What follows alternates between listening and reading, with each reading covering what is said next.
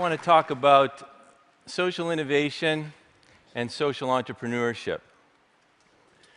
I happen to have triplets. They're little, they're 5 years old. Sometimes I tell people I have triplets, they say, really, how many?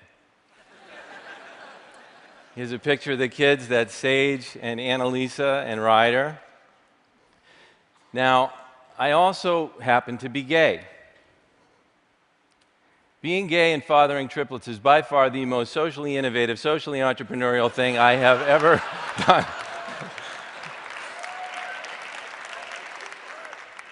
The real social innovation I want to talk about involves charity. I want to talk about how the things we've been taught to think about giving and about charity and about the nonprofit sector are actually undermining the causes we love and our profound yearning to change the world. But before I do that, I want to ask if we even believe that the nonprofit sector has any serious role to play in changing the world.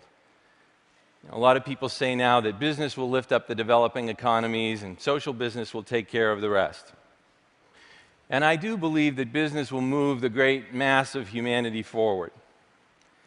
But it always leaves behind that 10% or more that is most disadvantaged or unlucky.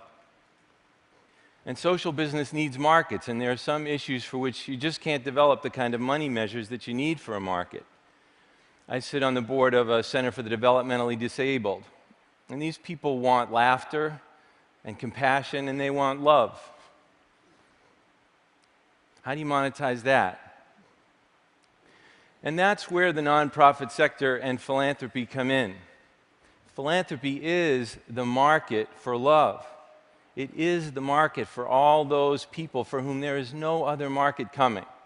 And so if we really want, like Buckminster Fuller said, a world that works for everyone, with no one and nothing left out, then the nonprofit sector has to be a serious part of the conversation. But it doesn't seem to be working. Why have our breast cancer charities not come close to finding a cure for breast cancer, or our homeless charities not come close to ending homelessness in any major city? Why has poverty remained stuck at 12% of the US population for 40 years? And the answer is, these social problems are massive in scale, our organizations are tiny up against them, and we have a belief system that keeps them tiny. We have two rule books. We have one for the nonprofit sector and one for the rest of the economic world. It's an apartheid, and it discriminates against the nonprofit sector in 5 different areas, the first being compensation. So in the for-profit sector, the more value you produce, the more money you can make. But we don't like nonprofits to use money to incentivize people to produce more in social service. We have a visceral reaction to the idea that anyone would make very much money helping other people. Interesting that we don't have a visceral reaction to the notion that people would make a lot of money not helping other people. You know, you want to make $50 million selling violent video games to kids, go for it. We'll put you on the cover of Wired magazine, but you want to make $500,000 trying to cure kids of malaria, and you're considered a parasite yourself.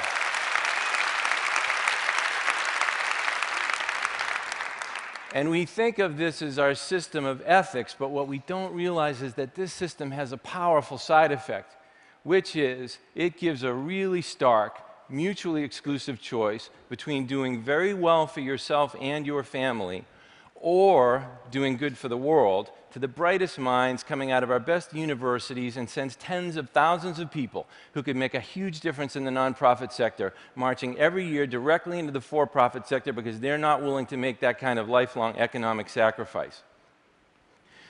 Business Week did a survey, looked at the compensation packages for MBAs 10 years out of business school. And the median compensation for a Stanford MBA with bonus at the age of 38 was $400,000. Meanwhile, for the same year, the average salary for the CEO of a $5 million plus medical charity in the US was $232,000, and for a hunger charity, $84,000. Now, there's no way you're going to get a lot of people with $400,000 talent to make a $316,000 sacrifice every year to become the CEO of a hunger charity. Some people say, well, that's just because those MBA types are greedy. Not necessarily. They might be smart. It's cheaper for that person to donate $100,000 every year to the hunger charity, save $50,000 on their taxes, so still be roughly $270,000 a year ahead of the game, now be called a philanthropist because they donated $100,000 to charity, probably sit on the board of the hunger charity, indeed probably supervise the poor SOB who decided to become the CEO of the hunger charity, and have a lifetime of this kind of power and influence and popular praise still ahead of them. The second area of discrimination is advertising and marketing. So we tell the for-profit sector, spend, spend, spend on advertising until the last dollar no longer produces a penny of value. But we don't like to see our donations spent on advertising and charity. Our attitude is, well, look, if you can get the advertising donated, at 4 o'clock in the morning, I'm okay with that. But I don't want my donation spent on advertising. I want it to go to the needy. As if the money invested in advertising could not bring in dramatically greater sums of money to serve the needy. In the 1990s, my company created the long-distance AIDS ride bicycle journeys and 60-mile-long breast cancer 3-day walks.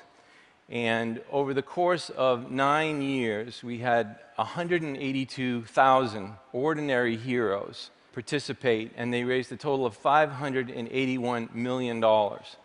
They raised more money more quickly for these causes than any events in history, all based on the idea that people are weary of being asked to do the least they can possibly do. People are yearning to measure the full distance of their potential on behalf of the causes that they care about deeply. But they have to be asked. We got that many people to participate by buying full-page ads in the New York Times and the Boston Globe and primetime radio and TV advertising. Do you know how many people we would have gotten if we put up flyers in the laundromat? Charitable giving has remained stuck in the US at 2% of GDP ever since we started measuring it in the 1970s. That's an important fact because it tells us that in 40 years, the nonprofit sector has not been able to wrestle any market share away from the for-profit sector. And if you think about it, how could one sector possibly take market share away from another sector if it isn't really allowed to market? And if we tell the consumer brands, you may advertise all the benefits of your product, but we tell charities, you cannot advertise all the good that you do, where do we think the consumer dollars are going to flow? The third area of discrimination is the taking of risk in pursuit of new ideas for generating revenue. So Disney can make a new $200 million movie that flops, and nobody calls the Attorney General. But you do a little $1 million community fundraiser for the poor, and it doesn't produce a 75% profit to the cause in the first 12 months, and your character's called into question. So nonprofits are really reluctant to attempt any brave, daring, giant-scale new fundraising endeavors for fear that if the thing fails, their reputations will be dragged through the mud. Well, you and I know when you prohibit failure, you kill innovation. If you kill innovation in fundraising, you can't raise more revenue. If you can't raise more revenue, you can't grow. And if you can't grow, you can't possibly solve large social problems. The fourth area is time. So Amazon went for 6 years without returning any profit to investors, and people had patience. They knew that there was a long-term objective down the line of building market dominance. But if a nonprofit organization ever had a dream of building magnificent scale that required that for 6 years, no money was going to go to the needy, it was all going to be invested in building this scale, we would expect a crucifixion. And the last area is profit itself. So the for-profit sector can pay people profits in order to attract their capital for their new ideas, but you can't pay profits in a nonprofit sector. So the for-profit sector has a lock on the multi-trillion-dollar capital markets, and the nonprofit sector is starved for growth and risk and idea capital. Well, you put those 5 things together, you can't use money to lure talent away from the for-profit sector, you can't advertise on anywhere near the scale the for-profit sector does for new customers, you can't take the kinds of risks in pursuit of those customers that the for-profit sector takes, you don't have the same amount of time to find them as the for-profit sector, and you don't have a stock market with which to fund any of this, even if you could do it in the first place, and you've just put the nonprofit sector at an extreme disadvantage to the for-profit sector on every level. If we have any doubts about the effects of this separate rulebook, this statistic is sobering. From 1970 to 2009, the number of nonprofits that really grew that crossed the $50 million annual revenue barrier is 144. In the same time, the number of for-profits that crossed it is 46,136. So we're dealing with social problems that are massive in scale, and our organizations can't generate any scale. All of the scale goes to Coca-Cola and Burger King. So why do we think this way?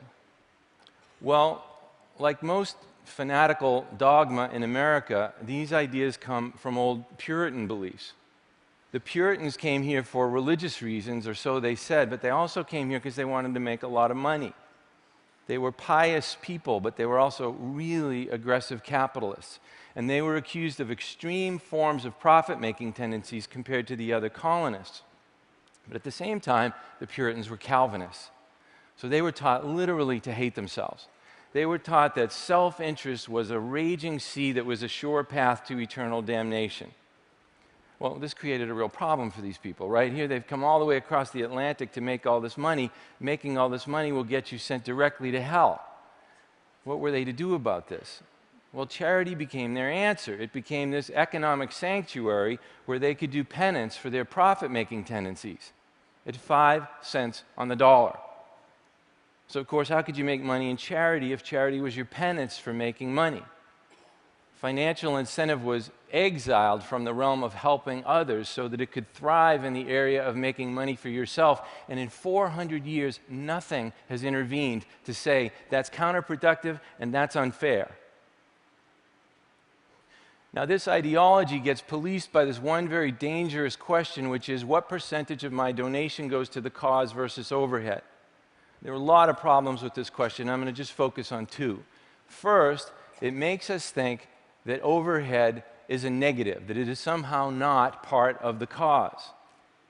But it absolutely is, especially if it's being used for growth. Now, this idea that overhead is somehow an enemy of the cause creates the second, much larger problem, which is it forces organizations to go without the overhead things they really need to grow in the interest of keeping overhead low. So we've all been taught that charities should spend as little as possible on overhead things like fundraising under the theory that, well, the less money you spend on fundraising, the more money there is available for the cause. Well, that's true if it's a depressing world in which this pie cannot be made any bigger. But if it's a logical world in which investment in fundraising actually raises more funds and makes the pie bigger, then we have it precisely backwards, and we should be investing more money, not less, in fundraising, because fundraising is the one thing that has the potential to multiply the amount of money available for the cause that we care about so deeply. I'll give you two examples. We launched the AIDS Rides with an initial investment of $50,000 in risk capital. Within 9 years, we had multiplied that 1,982 times into $108 million after all expenses for AIDS services. We launched the Breast Cancer 3 Days with an initial investment of $350,000 in risk capital. Within just 5 years, we had multiplied that 554 times into $194 million after all expenses for breast cancer research. Now, if you were a philanthropist really interested in breast cancer, what would make more sense? Go out and find the most innovative researcher in the world and give her $350,000 for research, or give her fundraising department the $350,000 to multiply it into $194 million for breast cancer research. 2002 was our most successful year ever. We netted for breast cancer alone, that year alone, $71 million after all expenses. And then we went out of business, suddenly and traumatically. Why? Well, the short story is our sponsor split on us. They wanted to distance themselves from us because we were being crucified in the media for investing 40% of the gross in recruitment and customer service and the magic of the experience. And there is no accounting terminology to describe that kind of investment in growth and in the future other than this demonic label of overhead. So on one day, all 350 of our great employees lost their jobs because they were labeled overhead. Our sponsor went and tried the events on their own. The overhead went up, net income for breast cancer research went down by 84% or $60 million in 1 year. This is what happens when we confuse morality with frugality. We've all been taught that the bake sale with 5% overhead is morally superior to the professional fundraising enterprise with 40% overhead. But we're missing the most important piece of information, which is, what is the actual size of these pies? Who cares if the bake sale only has 5% overhead if it's tiny? What if the bake sale only netted $71 for charity because it made no investment in its scale, and the professional fundraising enterprise netted $71 million because it did? Now, which pie would we prefer, and which pie do we think people who are hungry would prefer? Here's how all of this impacts the big picture. I said that charitable giving is 2% of GDP in the United States. That's about $300 billion a year.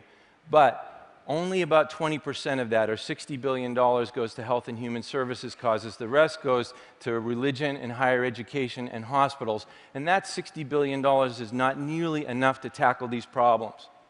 But if we could move charitable giving from 2% of GDP up just one step to 3% of GDP by investing in that growth, that would be an extra $150 billion a year in contributions. And if that money could go disproportionately to health and human services charities, because those were the ones we encouraged to invest in their growth, that would represent a tripling of contributions to that sector. Now we're talking scale. Now we're talking the potential for real change. But it's never going to happen by forcing these organizations to lower their horizons to the demoralizing objective of keeping their overhead low. Our generation does not want its epitaph to read, "We kept charity overhead low."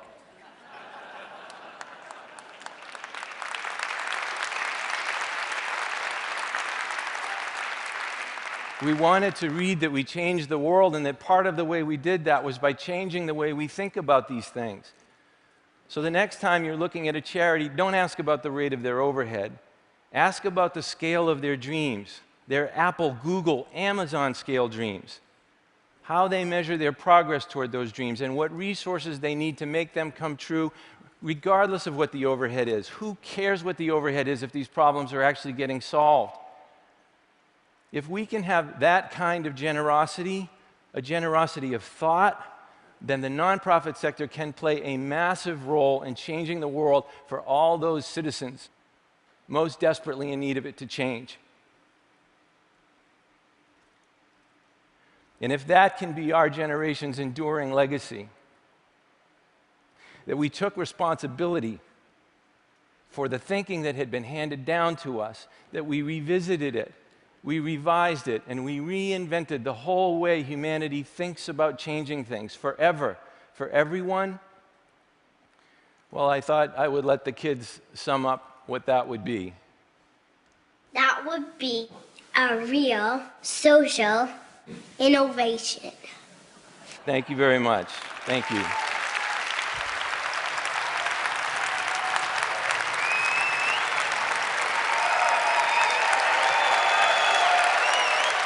Thank you.